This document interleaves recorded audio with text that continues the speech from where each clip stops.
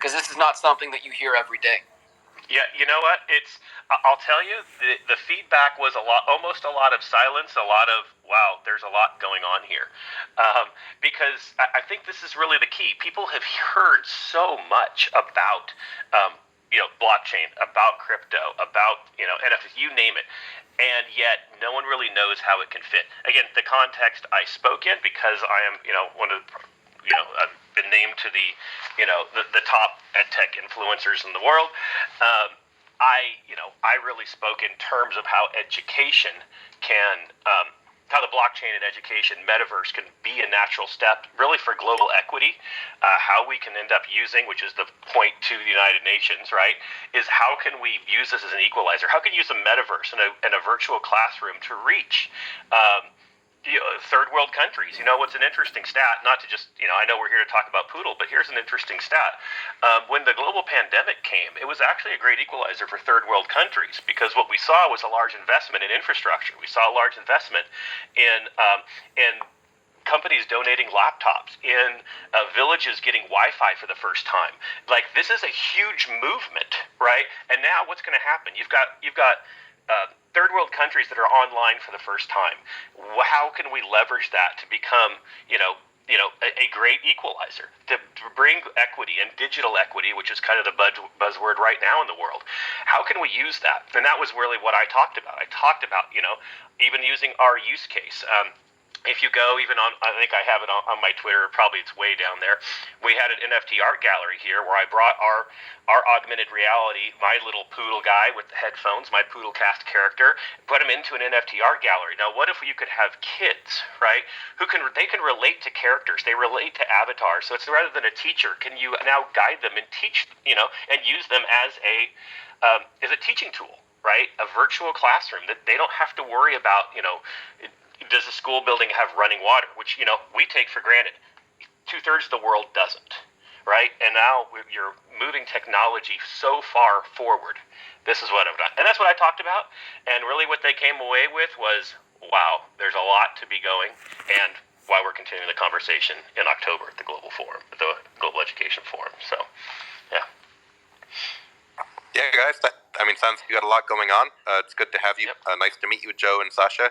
I have a couple of questions about the project. I'm curious if you have, or if you can share, you're dealing with augmented reality and an omniverse idea. What is the interface for the users? How will they kind of observe these augmented realities? Is it a headset, glasses, or are you able to share that?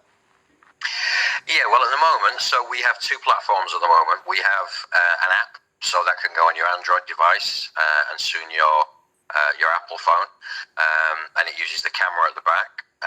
And secondly, we have an online browser-based system, which basically you go to. If you could try one now, if you go to ar.poodletoken.com/71, then you can play about with one of our augmented reality NFTs now on your device. That's an animated astronaut, for example. So at the moment, it uses your cell phone screen. But the technology is evolving where it will be, glasses, or even further than that. We see the day where think about your car windshield, for example.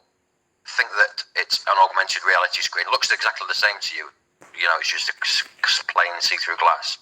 However, all of the road sign infrastructure and all of the speed alerts and all of the missing children alerts that you see flashing up on these huge expensive signs will be in augmented reality, and you'll be able to beam that and send that to every single car in that state or city when there's a child missing, for example, and it will flash up in the top left-hand corner or whatever of your windshield. We're coming to the days where you will have your glasses on, and they'll be like normal glasses. They're being developed, and you'll walk down the high street, if you go to the high street anymore, that is, or you walk into Walmart, and various offers will pop out at you from the shelves, saving stores fortunes in infrastructure, but at the same time being so dynamic that they can change them within a fraction of a second. So there are a lot of applications for augmented reality. The way ours works, we're at the genesis of it. So it's NFT gaming characters. So our NFTs are all 3D. They're fully rigged for gaming. So not only is it a pretty 3D model on the screen, not only can you video it sat next to your dog. Mine is a samurai and he swings a sword, so I can video him. It's fun. I can video him, scale him, pin him anywhere in my house, and he just stays there and swings his sword. But technology is advancing, so we're moving towards real world gaming, where those characters will be able to be interacted with. So you will have, an augmented reality dog, and you can interact with it, feed it, pet it. It will respond. The technology is coming, and we're kind of, for a very small market cap token, at the vanguard of it. We do have some proprietary technology, which we built our own augmented reality app, which is far better quality than the online stuff that we use. But because of some legacy device issues, most people at the moment use the web-based platform. Right. Yeah, I can imagine there's got to be a lot of challenges. It's a very ambitious project, and I commend you for coming up with a prototype. How are you going to deal with in the future competition from sort of more institutional entities like our tech overlords, Google and Facebook, who are certainly pursuing similar technologies but have the advantage of institutional resources? How will you deal with them over time? Yeah, that's a very good question, and that goes back to collaboration. We know where we are right now. It's not where we hope to be in 6 months or 12 months, but we're a small cap token with a big heart and a great community. What we're not is ultra cash rich. One of the things that we talk about in the meetings that we have when we collaborate with other projects is, look guys, if we don't all come together and provide our own best of breed together, what we individually are good at, and make something cohesive out of this, then the Googles and the Amazons and the Apples are just going to come along and eat all our lunches.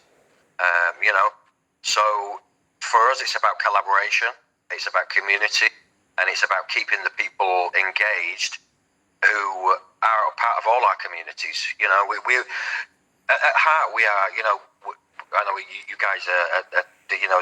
As I mentioned, the titans of DeFi security. We're DeFi purists at heart as well. We didn't get into this to make millions of dollars. We got into this because we believe in the power of the blockchain. We believe in the power of the blockchain to empower the creator economy. So, for example, I had a video made, a couple of months ago, and the guy wanted something like $70 for it. Sent me some samples through.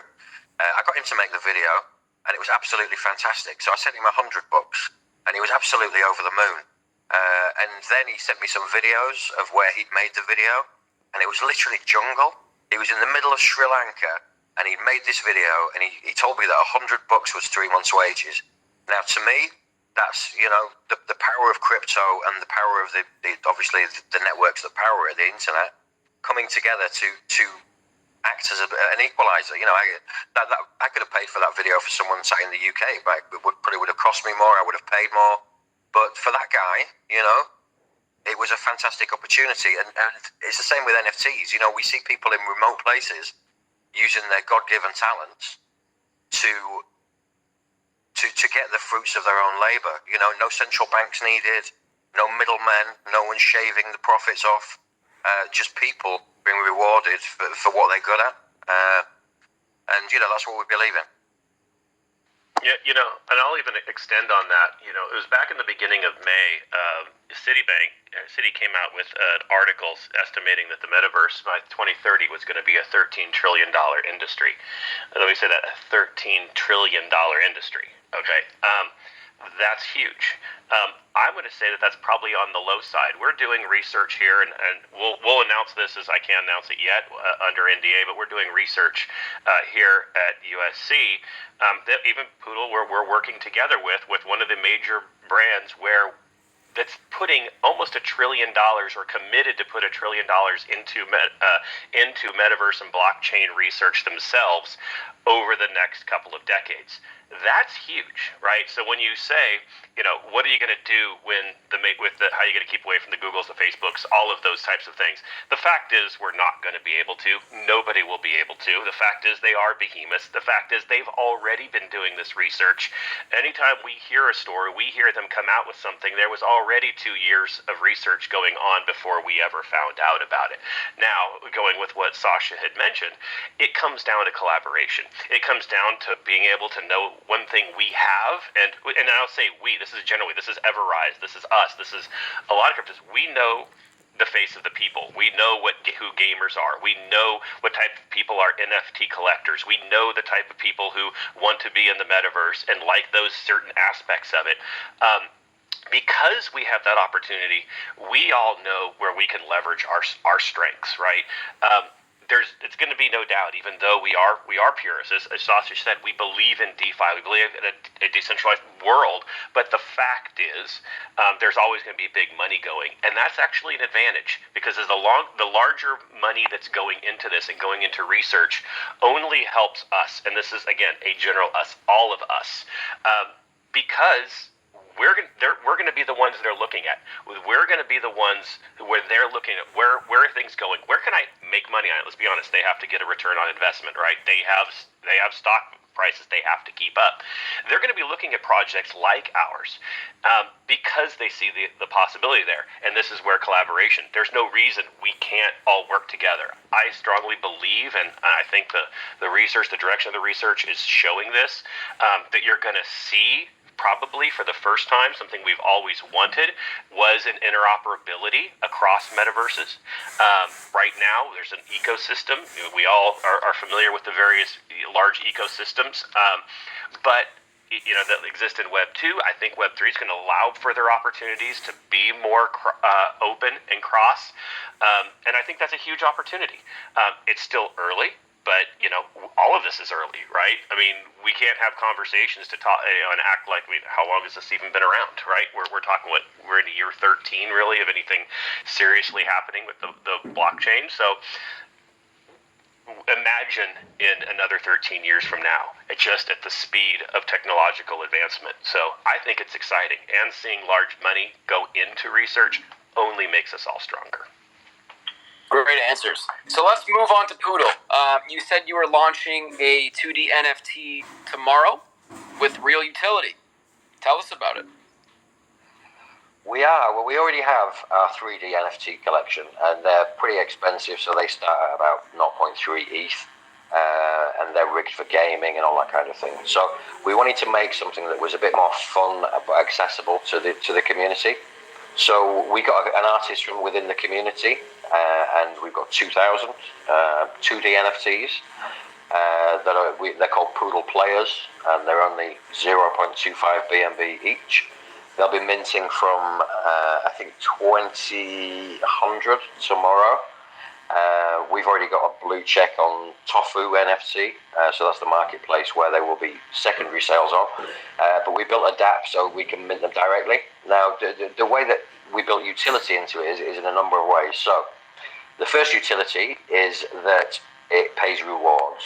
So 50% of all the sales will go back to people who own the NFTs in our token. So that also helps drive a little bit more volume, because every NFT buy means a Poodle buy.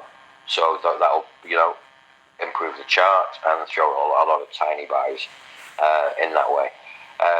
The third utility is that they have a rewards multiplier. So the rewards pool is around 250 BNB, and anybody who owns an NFT will get a share of that. But there's so it's a random pick, so you don't choose which one you get. You mint one and you get whichever NFT out of the 2,000 that is given to you. But it has a rewards multiplier attached to it, so a 1 times, a 3 times, or a 5 times. If you pull a 5 times, you get a secondary NFT, which is a black Lamborghini in one of the metaverses that we're already in, one called Lakeview Meta. So our 3D augmented reality NFTs are already in there, but even if you don't have one of those and you've just got a normal avatar, you will get an exclusive Poodle black Lamborghini in their metaverse. Everybody that gets an NFT, also gets $10 worth of free in-platform tokens within Lakeview Meta to spend and play the treasure hunter game and find tokens or NFT gems or whatever in there. And the other element is that we're going to do a monthly lottery with it. So we'll pick a couple of numbers at random of the NFTs that have been minted, and they will win 5 billion poodle tokens every month. So quite a few things going on there for 0.25 BNB, and the artwork is excellent as well. They're all individual. There's some really cool ones, and they can be sold and traded on Tofu NFT. I love that. Great answer. You guys are on top of it, I'll tell you. And it sounds like you have real utility that you built yourselves